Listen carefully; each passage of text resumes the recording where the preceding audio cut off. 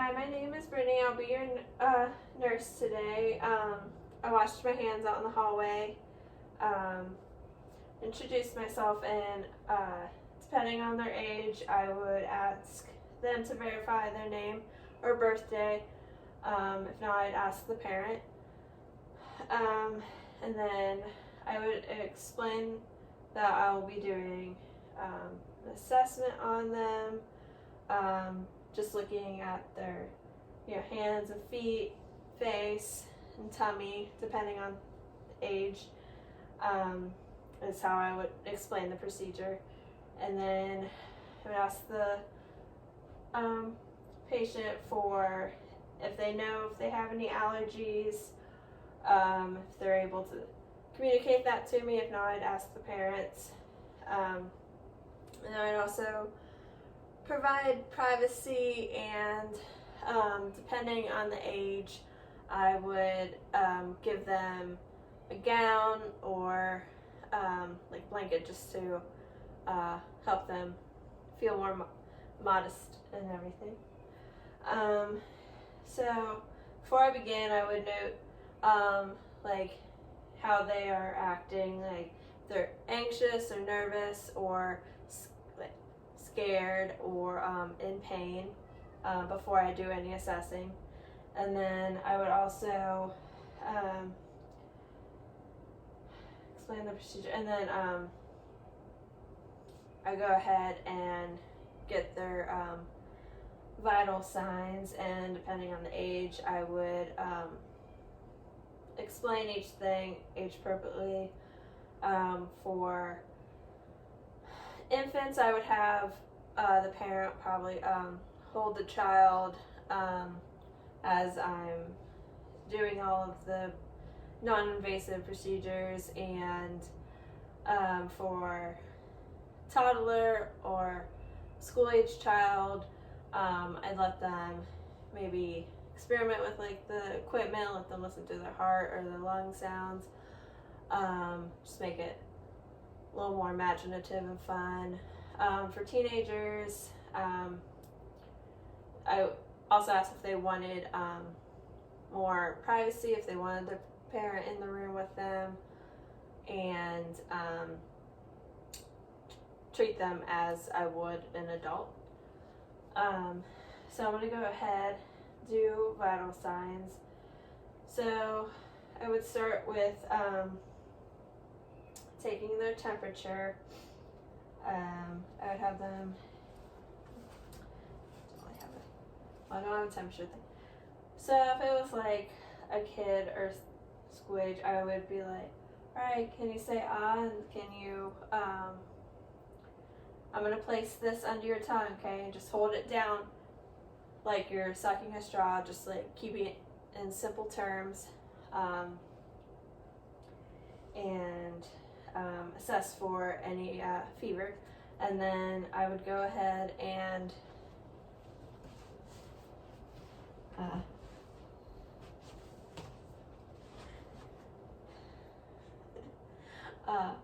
go ahead and do like blood pressure, and for children, I'd say I'm going to give like your arm a hug, just to make it less scary. And then I would go ahead and, so doing all that, assess like their alertness to stimuli, their level of consciousness, and I would assess the respiration rate for 1 full minute, and their apical heart rate for 1 full minute. Let's see.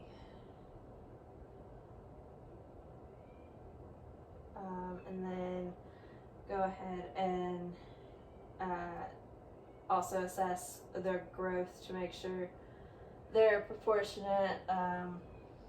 See if their weight and growth line up proportionately.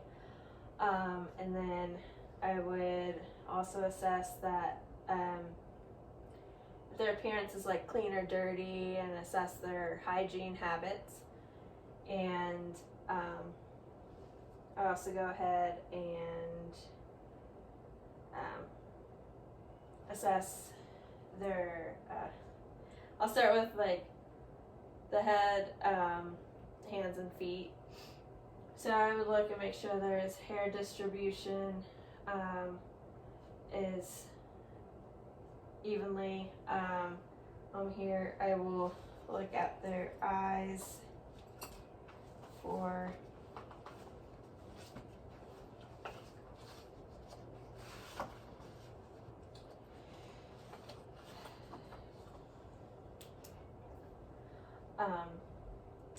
see if there's any discharge, redness, that pupil size and eyes are symmetrical, and then sarsaparilla. So I would tell the child, like, I'm going to shine this light into your eyes, so just like have them follow the light, or even play with the pen light if they wanted to. So just gonna go ahead, shine in each eye. Perla is present. I also make sure that just like their face and head circumference is symmetrical as well. And then go ahead and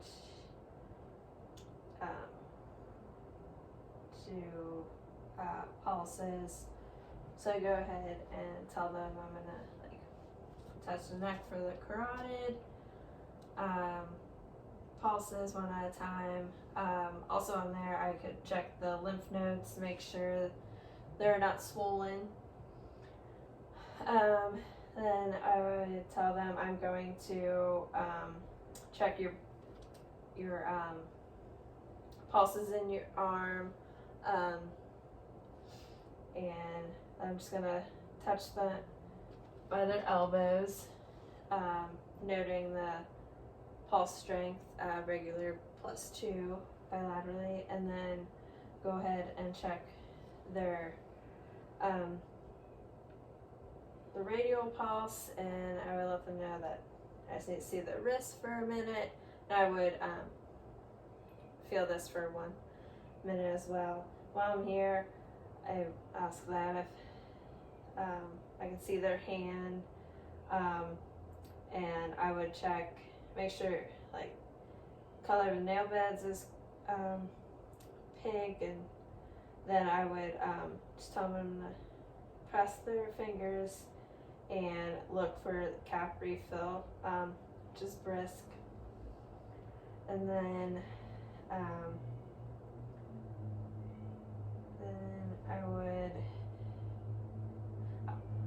I look at their nose. I would also look to see for any nasal flaring, but also symmetry of nose and any discharge. And I'd also look into their ears, see any discharge, and I would pull up the ear if they were older than 3 years, and then pull down on the ear for younger than 3 years. I also have, if it's a child, I'd say, oh, can you show me your teeth? Can you smile really big? And then they would smile really, can I see your teeth, please? So, and then I would check the teeth to make sure that they're not discolored, that the mouth's moist, lips are pink and moist. Alright, can you say ah real big? And on in there I would shine a light, and I would look, make sure it's the oral mucosa is moist and intact and pink. And then from there, also with the teeth, I would, depending on the age, see if there's any loose teeth. And then I would do, I could do like soft and sharp sensation, make sure that their neuro is good. Also, while I'm doing all this, depending on the age, I could give them like a comfort toy or something to distract them while I'm performing everything. So for this, I can make it into a game for a school-age child or toddler. Take like a pen or something and just do, have them close their eyes, and I'll be like, all right, tell me what arm you feel, you know, the pen on, and then it would tell me that, and then I would do that on both arms and legs. But also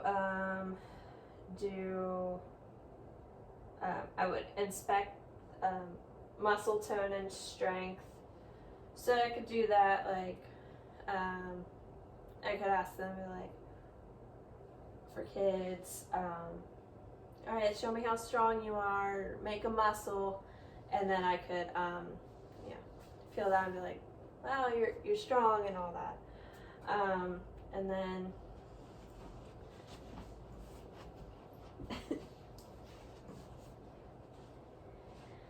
I would also have them do range of motion exercises. So be like, okay, can you roll your wrist for me? Or I could also make it into where, hey, copy what I do. So I could do this and they could mimic me if they're of age, like school age. And then do wrist, and then like shrug shoulders, roll ankles, have them push and pull against my hands with their arms, legs, and feet. And then I would inspect, I'd have them stand up and inspect their spine. Be like, all right, how far can you like go forward? And just tell them I'm going to touch their back, and then I can assess for the spine alignment and make sure there's no deformities of bones or anything. And then I could have them put like a line of tape or something on the ground and ask them to maybe like balance it or like walk in front to assess their like posture and gait. And then I could take the pulses. I would have them sit up for this part and like I would do make sure like chest symmetry. So I would have them take a deep breath in for me, and then out. Also tell them I'm going to be touching their sides for that. Could also, with the breathing exercises, have them have like something they could like blow out of their hand, or like pretend they're blowing out a birthday candle or something. And then also I'm doing the breathing, I would again check for nasal flaring, listen for if they're doing any grunting, or assess for any retractions while they're breathing. Then I would tell them, okay, I would also ask either them, depending on age, or their parents if they have a cough. If they're coughing, does something come up? The color of it, the consistency, does it smell? Then I would tell them to go ahead and listen to their lungs, and if they're scared about an instrument coming at them, I could have them, listen for themselves, to see that it's not gonna hurt them, or it's not that scary. I would also warm up the diaphragm or bell of my stethoscope before placing it on them, especially with infants and toddlers, so the coldness doesn't make them cry or anything. So go ahead and assess the lobes, and then I would have them pretend to blow out real big, that they're blowing out a birthday candle, and then I would tell them each time that I'm moving stethoscope to do that.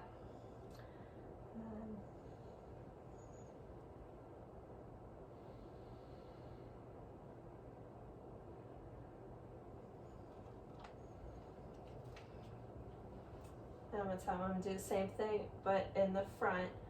So have them breathe in real big and then blow those candles out. And then again, out. And then, so assess the lungs, make sure I don't hear any crackles, wheezes, or stridor. And then from there, I would have them lay back down and say, okay, so just how I listen to your lungs, I'm going to listen to your tummy. And I can once again have them listen through there. First, I would inspect the abdomen, so make sure it's symmetrical, so I stand at the end of the bed and make sure it's not distended or anything. And then to inspect, I can go ahead and listen to the bowel sounds in all 4 quadrants, and like, alright, I'm gonna listen to your tummy now, and just place it.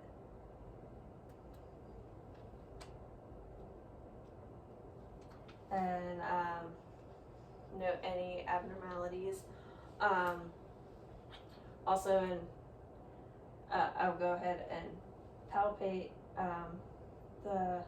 their tummy, ask if they feel any pain, if I'm pressing, then also make sure I can't palpate the bladder or anything.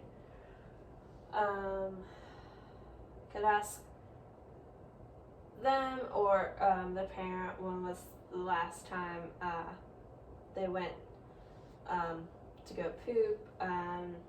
They noted the color, or if there was any issues with pooping or voiding, like urinating. I would also go ahead and ask they're going to the bathroom okay, like peeing okay. They noted the color last time they peed, and if there was any foul odor, or if it was clear or not. And then from there, I would go ahead and examine like perineal area for like school age and teenagers. Make sure they're comfortable, that they're covered. Thoroughly explain what I'm going to do down there, and just to make sure that they're not fearful or feel exposed or anything. Also at that time, ask if they wanted their parents in the room when I'm doing that or not, school age or teenagers. And then after that, I would document my findings, and if we're in a hospital setting, I make sure their call lights within reach, bed put down in the lowest position, and